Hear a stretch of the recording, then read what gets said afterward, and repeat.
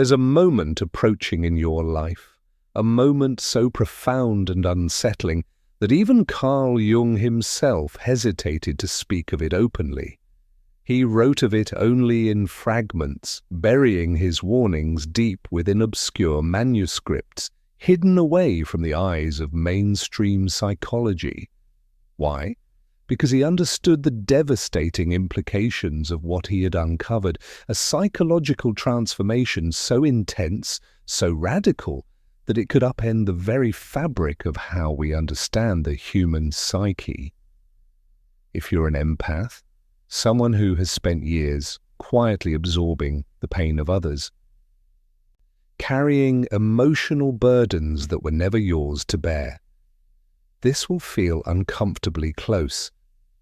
Perhaps you've given away pieces of your soul to people who never truly deserved them, sacrificed your emotional well-being for others who would never even think to reciprocate that kindness. Without realizing it, you've been walking steadily toward a precipice, one that most empaths never see until they're already teetering on the edge.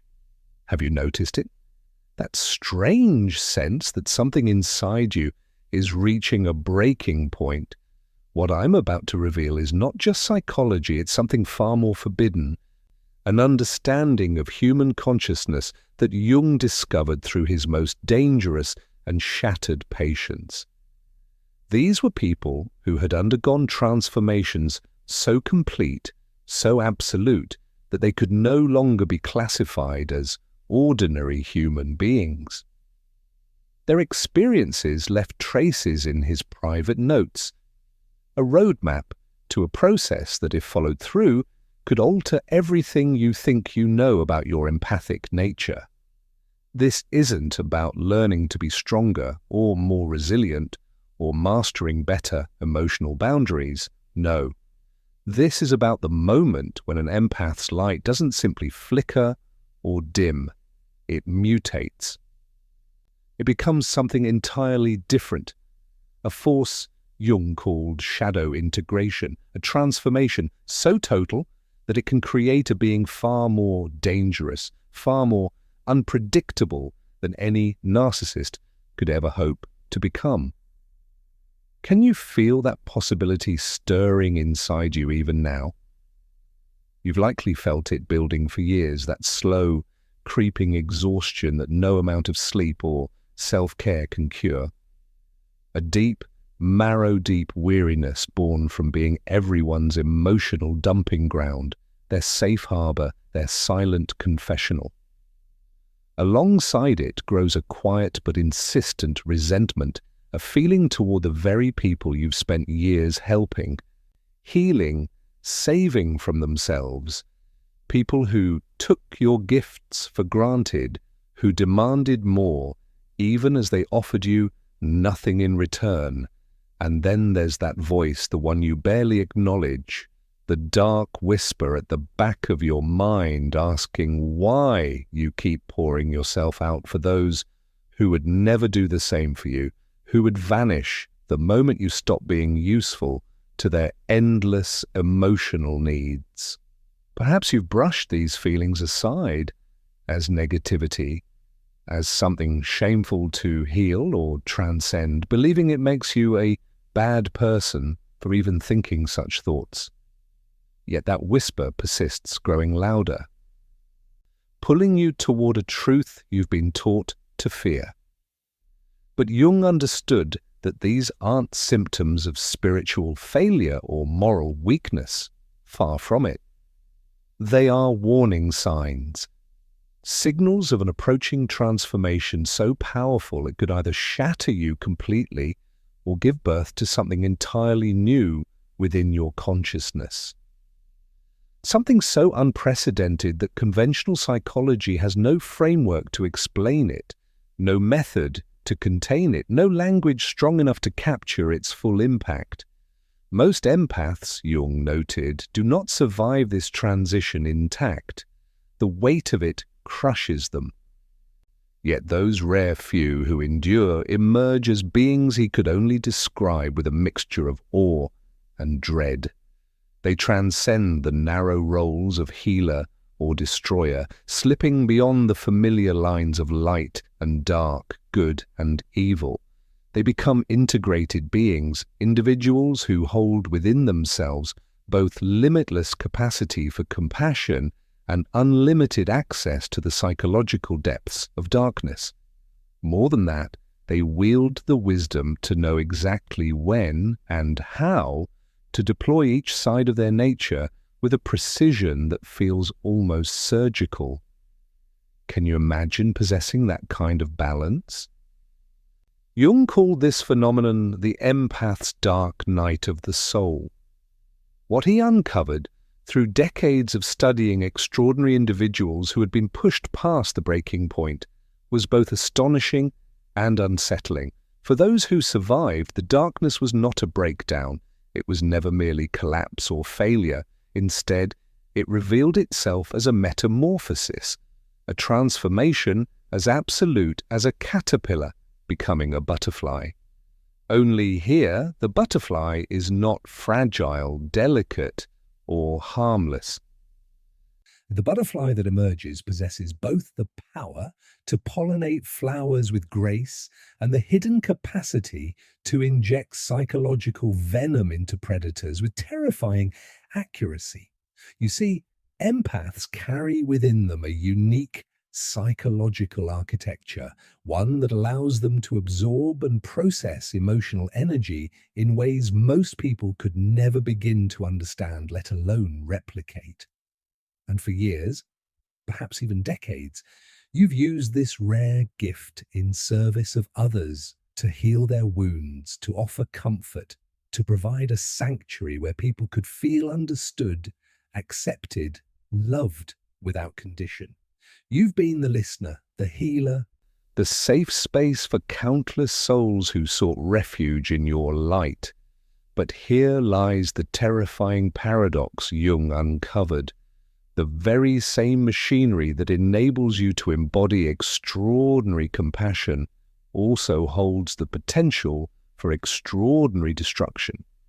And that potential awakens when your empathy finally turns inward, when it fuses with the shadow self, the hidden parts of your personality you were trained to deny, suppress, or reject as unacceptable. Think for a moment about every person who has taken advantage of your kindness, every narcissist who drained your energy dry while offering nothing in return, every toxic figure who twisted your empathy into a weapon against you, making you feel ashamed of boundaries, guilty for daring to have needs of your own. Think, too, about all the times you were told you were too sensitive, too emotional, too much, too intense, or too deeply invested in things that others dismissed as unimportant. Remember every boundary you dissolved in the name of love. Recall every fragment of yourself you sacrificed for people who never truly saw the gift they were being offered, who never once appreciated the magnitude of what they were receiving. Every time you've silenced your own needs to accommodate someone else's comfort, every quiet surrender, every swallowed truth, every moment you've set aside your own voice to make room for another, you've been taking something in. All of that absorbed darkness, all of that accumulated pain, all of those betrayals, disappointments, and emotional violations haven't simply disappeared into the ether, vanishing like mist. They've been collecting, layer upon layer, in the deepest recesses of your psyche. There, hidden from the surface, they have been fermenting, transforming, evolving, waiting like a slow-burning fuse for the moment when your conscious mind can no longer contain them within the neat, tidy categories of forgiveness and spiritual transcendence. Can you feel that quiet, dangerous alchemy happening just beneath your awareness? The terrifying truth that Jung uncovered through his research is that empaths don't just absorb light, love, and positive emotions from those around them. They absorb everything, every cruel intention, every manipulative thought, every narcissistic strategy, every psychological attack ever aimed at you has been absorbed, studied, catalogued, and stored by your unconscious mind with the same unflinching precision that you absorb and catalogue acts of kindness and love. This isn't a choice, it's an inevitability of your nature.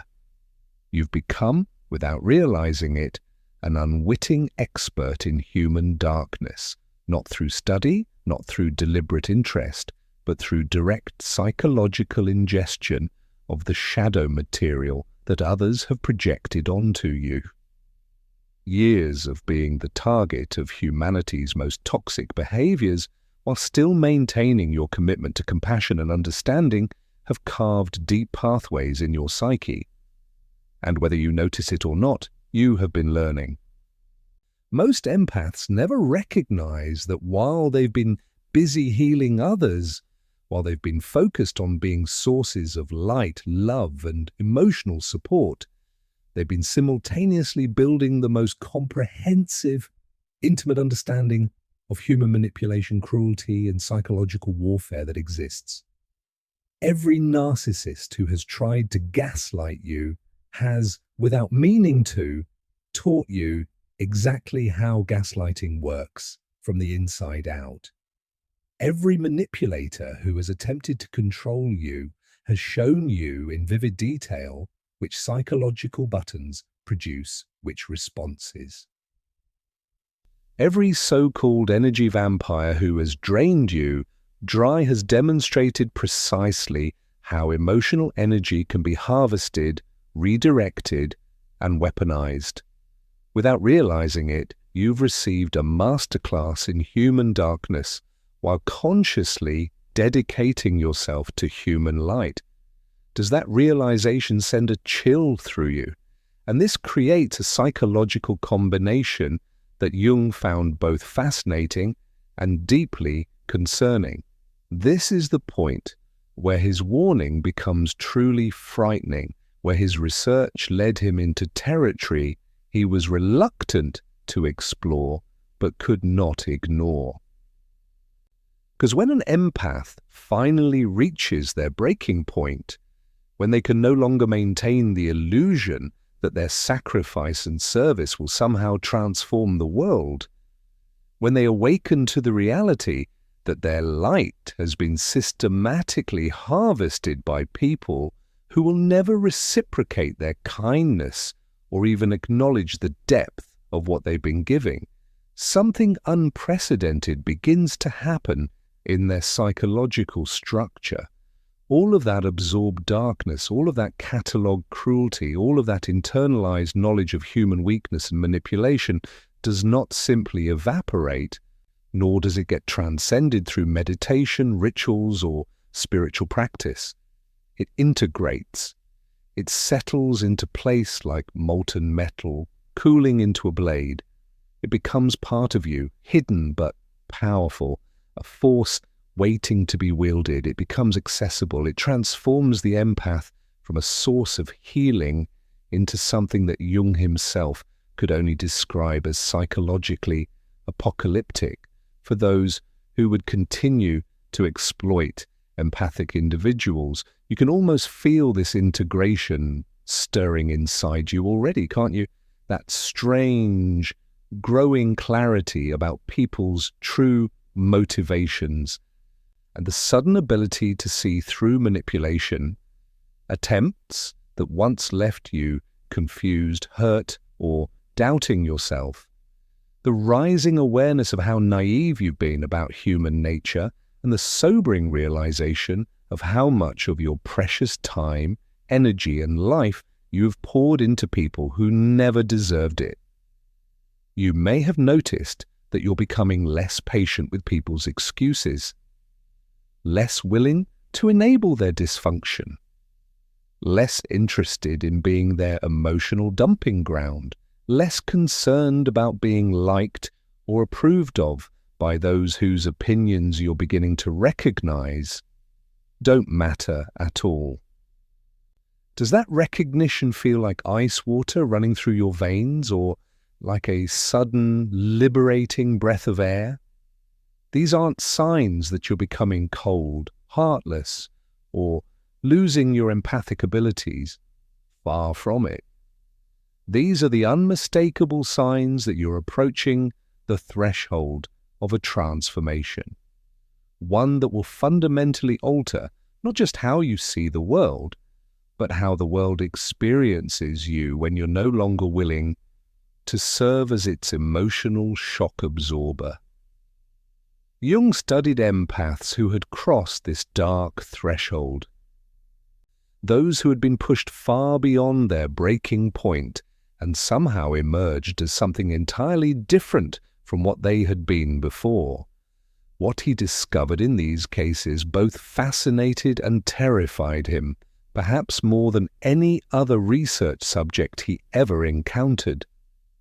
These individuals retained all of their empathic abilities, their capacity for deep feeling, for emotional connection, for sensing and understanding the inner worlds of others. But they had also gained something else, something that made them not only unexploitable, but incredibly dangerous to those who might try. Jung called this capacity shadow empathy. It is the ability to feel not just what people need for healing and growth, but also what would destroy them, what would break them open, what would expose their deepest vulnerabilities and leave them psychologically defenseless. They could sense not just someone's pain and offer comfort, but know exactly which words would amplify that pain beyond endurance. They could perceive not just someone's insecurities and provide reassurance, but precisely how to exploit those insecurities to create maximum psychological damage. They could feel not just someone's fears and offer courage, but know with chilling clarity exactly how to weaponize those fears to create paralyzing terror. They had become psychological shapeshifters, beings who could move like shadows between roles, either the greatest healers or the most devastating destroyers their targets had ever encountered. And the choice of which role to play depended entirely on their assessment of whether the person before them deserved healing or destruction. The most chilling aspect of Jung's research was his discovery that these transformed empaths didn't become indiscriminately destructive, nor did they lose their moral compass in the midst of their newfound power. Quite the opposite. They became almost surgically precise in their ability to identify and neutralize those who would harm innocent people while retaining every ounce of their love for genuine souls. Their unshakable desire to protect the vulnerable, their deep commitment to truth, justice, and authentic human connection. Yet at the same time, they had developed something extraordinary, almost supernatural, an ability to psychologically dismantle anyone who threatened the people or principles they cared about. With X-ray clarity, they could see through facades, lies, and manipulations that once might have deceived them. They could respond to psychological attacks not with meekness or retreat, but with devastating counterattacks that left their aggressors questioning their own sanity, doubting their own motives, unraveling from the inside out. They had become, in Jung's words, darkness wielding light as a weapon against those who would use light as a target. They had learned to fight fire with fire, to meet manipulation with a superior form of manipulation, to respond to psychological warfare with even more sophisticated psychological warfare, all while maintaining an unshakable foundation of authentic moral clarity that made their actions feel justified rather than cruel.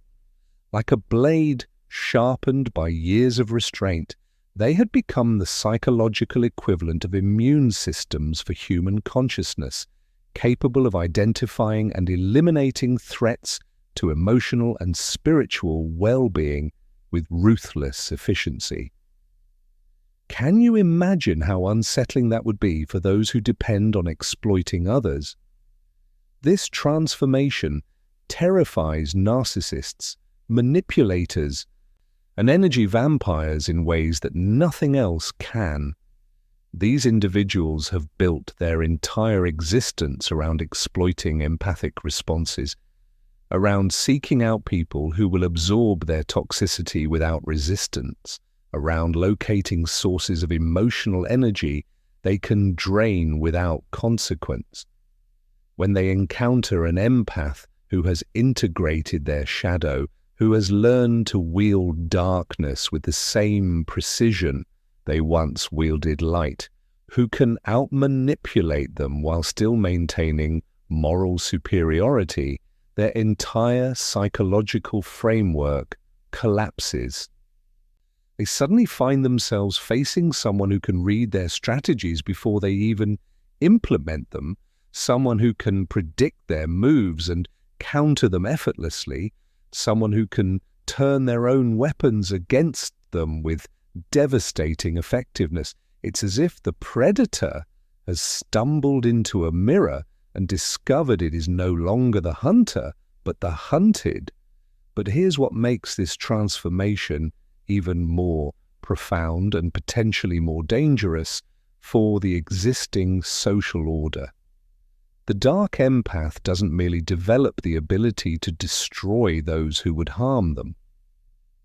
They develop the ability to see the shadow potential in everyone, to perceive the narcissistic tendencies in people who haven't yet become full narcissists, to sense the dormant manipulator behind a polite smile, to recognize patterns of toxicity before they ever take root, to detect the manipulative impulses in people who still consider themselves good, to sense the hidden cruelty that lurks beneath carefully rehearsed kindness, to recognize the quiet selfishness that hides behind grand gestures of generosity, to uncover the subtle evil that so easily masquerades as virtue.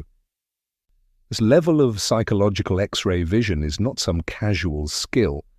It is a weight, a relentless seeing that can either drive a person to the edge of madness under the crushing reality of humanity's true nature, or forge them into guardians of human authenticity unlike anything the world has ever seen. Can you imagine carrying that kind of sight, walking through a crowd and perceiving the secret motivations behind every smile? Jung's forbidden warning was this: the world is not prepared for empaths who have fully integrated their shadow, who have learned to wield darkness as consciously, as deliberately as they wield light. Those who have become psychologically complete in ways most humans will never even approach.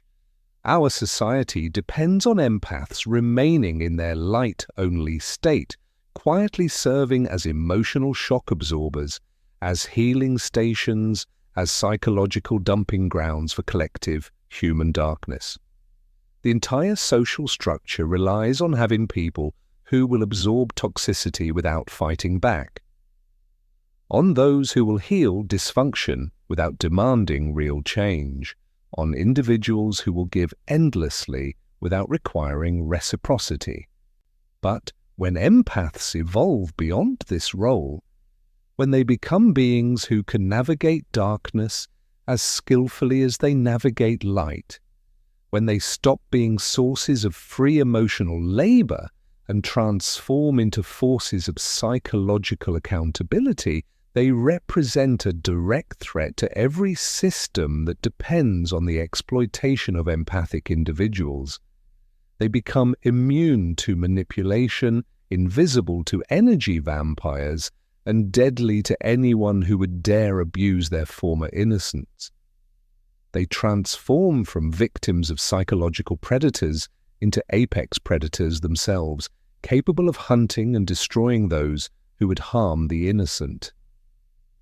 It is not vengeance, it is an evolutionary rebalancing of power. And the process of this transformation is not something you can control or prevent once it begins.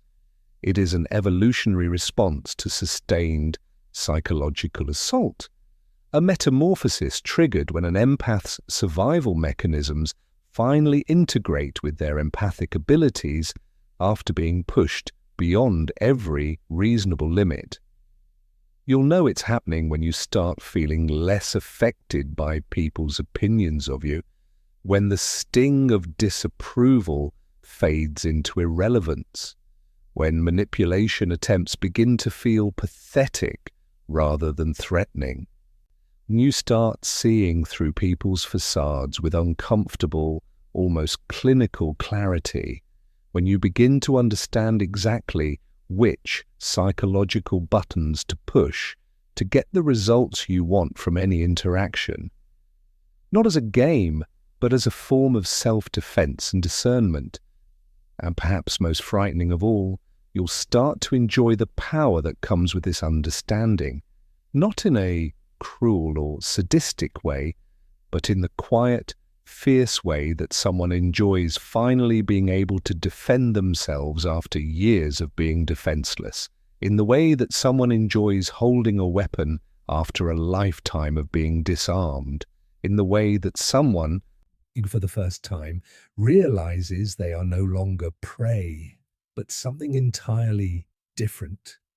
You'll discover that you can make narcissists deeply uncomfortable with nothing more than a look, a piercing gaze that strips away their masks and exposes what lies beneath. You'll see that you can shut down manipulators with just a few carefully chosen words, words so sharp and precise that their webs of deceit unravel before they even realize what has happened.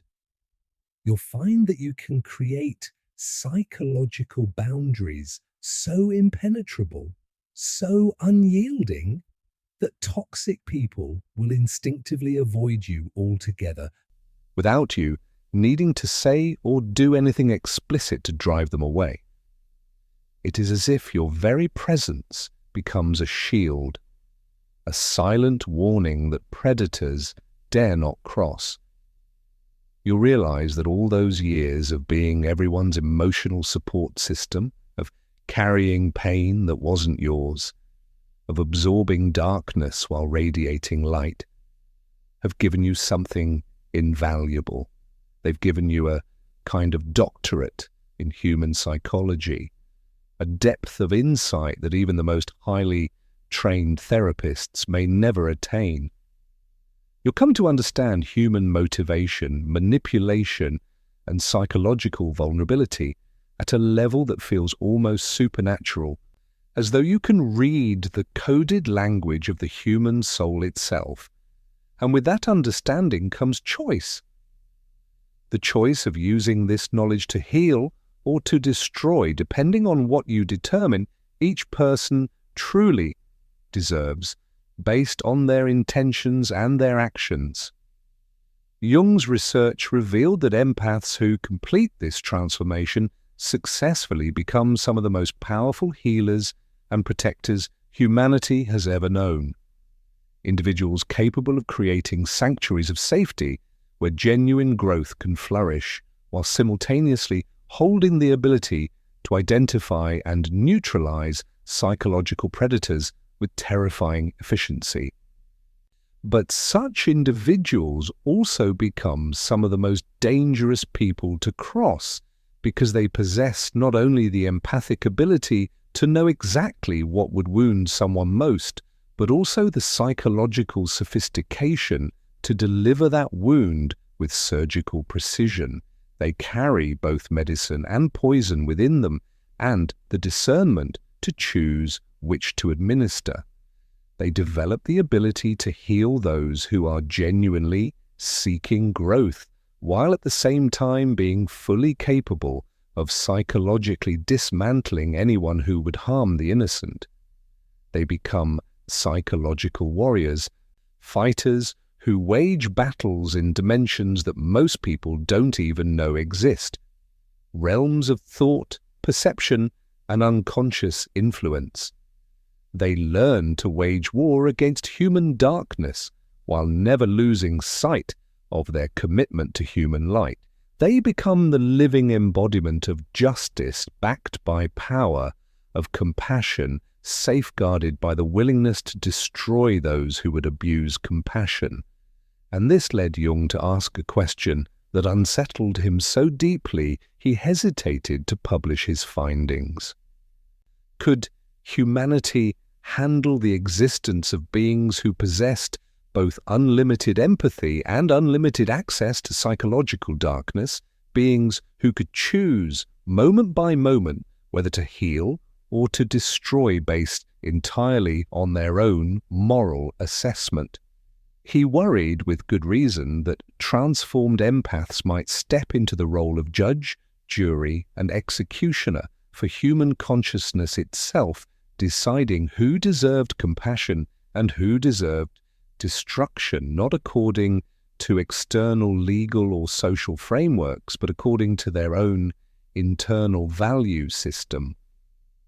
He feared that they might become too powerful, too autonomous, too capable of seeing through the illusions and lies that keep society functioning in its current form. What would happen, he wondered, if these individuals stopped quietly absorbing the poison of others and instead began reflecting that darkness back to its sources? What would it mean when they ceased being passive victims and rose instead as agents of psychological accountability, forces that no authority, no government, no institution could control or contain? But alongside this fear was something else, a surprising revelation that tempered his dread with hope. What Jung also discovered, and what startled him even more than the dangers he envisioned, was that empaths who successfully navigate this integration don't lose their fundamental commitment to love, truth, and justice. Instead, these principles remain intact, shining as the very heart of their being. What changes is that they gain the power to enforce these values, to defend them with a precision and strength that makes conventional authority structures feel fragile, even obsolete. They become the living embodiment of authentic morality. A morality not written in law books or dictated by institutions, but rooted in human consciousness itself. And through their profound psychological power, they possess the ability to reshape reality as we know it, not by force of domination, but through their extraordinary understanding of the human psyche and their willingness to use that knowledge to protect what they hold sacred. As you feel this transformation stirring within yourself, as you sense the darkness rising not to consume but to meet your light, you may notice your very psychological structure reorganizing itself around new principles of power and accountability.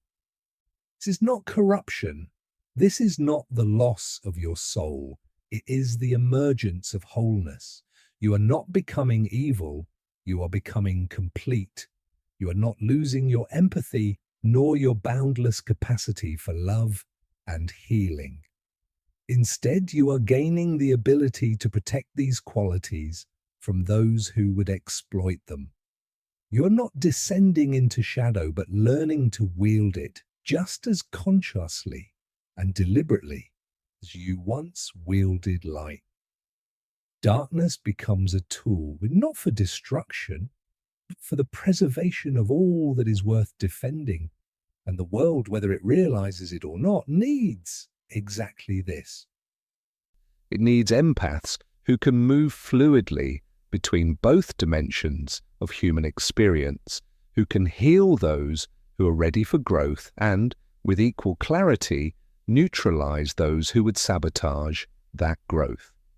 It needs beings who can see both the potential for good and the potential for evil in every soul, responding with the discernment that each situation demands. It needs guardians who can protect innocence without being naive, who can fight monsters without ever becoming monsters, who can wield power responsibly because they have stared into the abyss of both creation and destruction, and emerged with the strength to honor both.